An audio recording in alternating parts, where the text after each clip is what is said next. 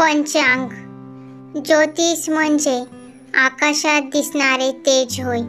या तेजाचे ज्ञान म्हणजे ज्योतिष ज्ञान आणि हे ज्योतिष ज्ञान करून देणारे शास्त्र म्हणजे ज्योतिषशास्त्र होय. अवकाशातील ग्रह, राशी व नक्षत्र यांचा नकाशा म्हणजे कुंडली होय. या नकाशात ग्रह व राशी कोणत्या स्थानी लिहायचे यासाठी पंचांगाचे ज्ञान आवश्यक आहे. कुंडलीची मांडणी करण्यासाठी पंचांगाची नितांत गरज आहे. पंचांग हे हिंदू पद्धतीच्या कालगणनेचे कौष्टक आहे. हे प्राचीन काळापासून ते अत्याधुनिक काळापर्यंत जसेच्या तसे चालत आलेले आहे. अवकाशातील सूर्य, चंद्र व पृथ्वी यांच्या गतीमुळे काळाची 5 अंगे मानली गेली आहेत. तिथी, वार, नक्षत्र, योग व करण ही 5 अंगे आहेत. ही 5 अंगे आहेत म्हणून याला पंचांग असे म्हटले आहे. तिथी म्हणजे काय? अमावस्या व पौर्णिमेचा संबंध तिथीशी आहे. अवकाशात सूर्य व चंद्र भ्रमण करत असताना एका विवक्षित वेळी एकत्र येतात, त्याला अमावस्या म्हणतात. तसेच अवकाशात सूर्य व चंद्र परिभ्रमण करत असताना समोरासमोर येतात, या स्थितीला पौर्णिमा असे म्हणतात. अशा प्रकारे अमावस्येपासून पौर्णिमा व पौर्णिमेपासून अमावस्या अशी सूर्य व चंद्र यांची गती ठरलेली असते. ही गती चालू असताना सूर्य व चंद्र यांच्यात 12 अंशाचे अंतर येते. या कालमर्यादेस तिथी असे म्हणतात. पृथ्वी स्वतःभोवती फिरत असते. पृथ्वीला स्वतःभोवती फिरण्यासाठी 60 घटिका लागतात.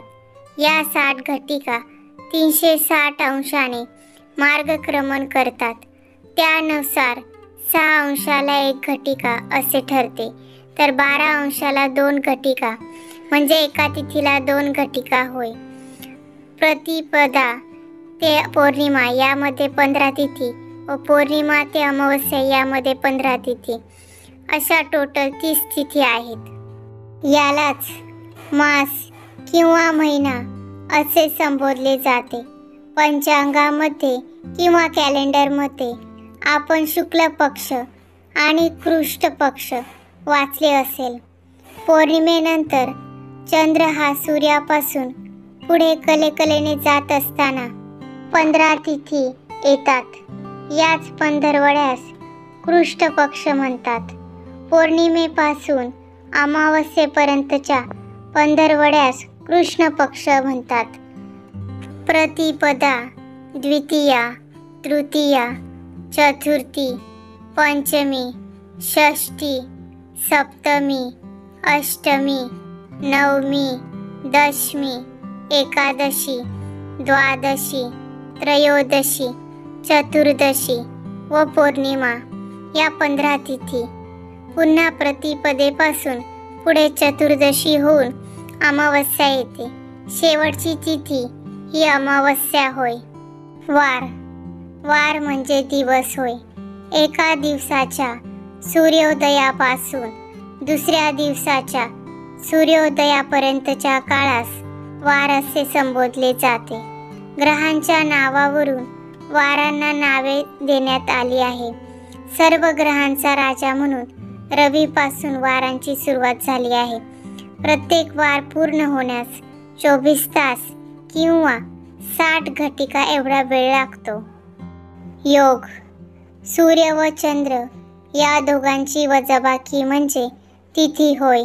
सूर्य व चंद्र या दोघांची बेरीज म्हणजे योग होय. सूर्य व चंद्र या दोघांच्या गतीच्या बेरजेस 13 अंश 20 कलांनी भागले की योग तयार होतात. सूर्याची साधारणपणे गती ही 13 अंश 10 विकला एवढी आहे. या दोघांची बेरीज 849 कला 43वी कला एवढी आहे. त्यातील 800 कला जाण्यास सूर्य व चंद्र यांच्या गतीला एक योग लागतो. ज्योतिषशास्त्रात एखादा मुहूर्त चांगला आहे की वाईट ठरवण्यासाठी योगाचा आधार घेतला जातो. 27 योग: विषकुंभ, प्रीती, आयुष्यमान, सौभाग्य, शोभन, अतिगंड, सुकर्मा, धृती, शूल, गंड, वृद्धी, ध्रुव, व्याघात, हर्षण, वज्र, सिद्धी, व्यतिपात, वरियान, परीख, शिव, सिद्ध, साध्य, शुभ, शुक्ल, ब्रह्म, इंद्र, वैधृती. ज्योतिषशास्त्रात एकूण 11 करण आहेत.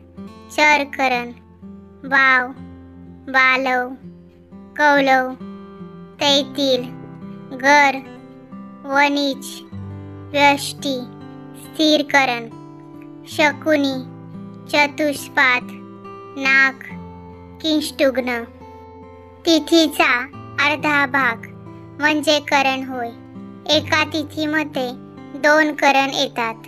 तिथीप्रमाणे सूर्याच्या पुढे 6 अंश चंद्रास जाण्यात जो वेळ लागतो त्यास करण असे म्हणतात.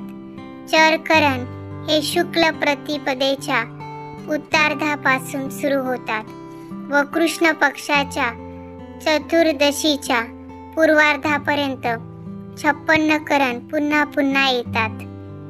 कृष्ण पक्षातील चतुर्दशीच्या उत्तरार्धाला, शकुनी अमावस्येच्या पूर्वार्धाला चतुष्पाद आणि अमावस्येच्या उत्तरार्धाला नाग ही करणे असतात. चॅनलला सबस्क्राईब करा.